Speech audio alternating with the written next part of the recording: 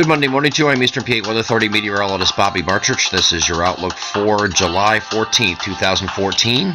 And we're going to have a cold front that's going to be pushing through during your day on Tuesday. But out ahead of that today, we have a prefrontal trough that is going to be the focus of our showers and thunderstorms today. And basically what we have here is a cold front just sitting back here like this, and you have a prefrontal trough boundary sitting out ahead of it. And along that prefrontal trough is where you're having these showers and storms that are going to form. And there is a risk for severe storms today as well. Now, depending on what model you look at here, some of these are a little scattered and it doesn't look as impressive, and others it looks pretty good. Here is the NAM, and it's actually looking at 11 o'clock in the morning. One thing we're concerned about is if this is correct, they're going to have precipitation early on, extending out from the lower Susquehanna Valley all over northeast PA here. This would definitely cut down on the amount of instability available, and cut down on the amount of severe storms that would be available, would be firing later in the day as well if this were to come to fruition. You see all these showers and storms around here. These are not severe storms because of the timing of the day it is. This is early afternoon, so the heating of the day was not able to take place at this point. And then it does have some showers and storms moving through later. So the NAM, for one, at least the NAM high res, is not very impressed with its future radar depiction here of storms here. It does have the heavy rain threat that we're concerned about as one of the threats. The other one would be for gusty winds, but right now the NAM, like I said, the NAM high res is not very impressed with any severe, but we'll monitor that again as we get into the morning on Monday morning and see what the latest NAM run shows at that time. Here's the outline we have for our strong to severe area. The greatest risk for severe is going to be in the areas that do receive the most clearing, that does not have the cloud cover to deal with early on, that allow temperatures to climb.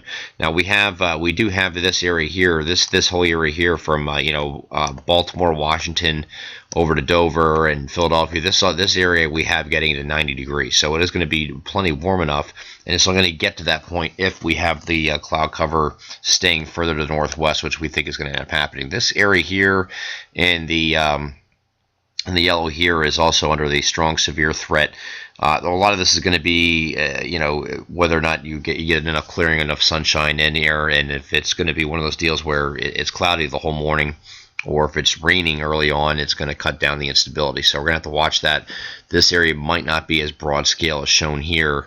Again, our greatest threat area is probably down here, just where we expect the most sunshine to be, and not as much convective inhibition from early cloud cover or convection. So we'll update that on the weather update that on the Facebook page as we have new information come in. Right now, that's what we're looking at for the strong to severe storms.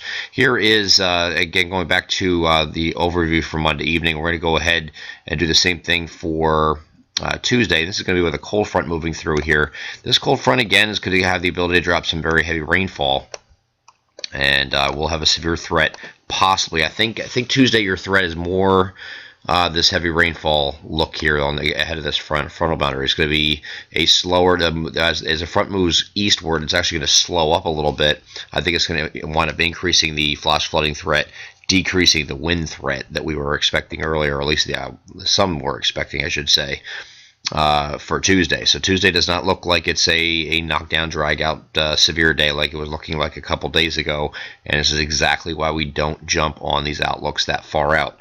I know we had the Storm Prediction Center put out a outlook on day 6, which was 6 days prior to this event, showing this large-scale severe weather outbreak here across the Middle Atlantic here, and we said, well, okay, well, we acknowledge that, we see that possibility because we were looking at the same things they were at the time. Yes, we could see that the models were going pretty aggressive with it, but once you get a little bit closer to the event, you want to see that consistency, and it just did not show that as we got through the weekend here. So we will not be putting out any alerts for Tuesday as it stands right now. I think this is mostly a flash flooding threat.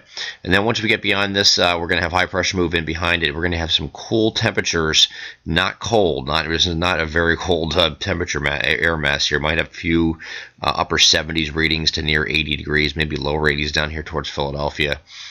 as you get into your day on Wednesday. And the same thing is going to end up happening here Wednesday, Thursday, Friday, maybe moderating a degree or two, by the time you get to each day from Wednesday to Thursday to Friday. And then as we get into the weekend here, there's a little another frontal boundary that's going to come through here, but there's some timing differences among the models. Some have it coming through on Saturday with some showers and thunderstorms. Some have it later Saturday, some have it Saturday overnight, and some even have it coming through early Sunday. So one way or another, you're going to have a frontal boundary come through this weekend. So we're not going to have a gorgeous weekend completely. You're going to have, at some point, you're going to have this front come through with showers and thunderstorms, and we're going to have to nail down the timing because the models are about, once again, 18 hours apart, some more progressive than others, and we'll have to wait and see what solution works out. But one of those days this weekend are going to be a day that features showers and thunderstorms, so it won't be a completely dry weekend. When we get a little closer, we can nail down the timing. We'll let you know.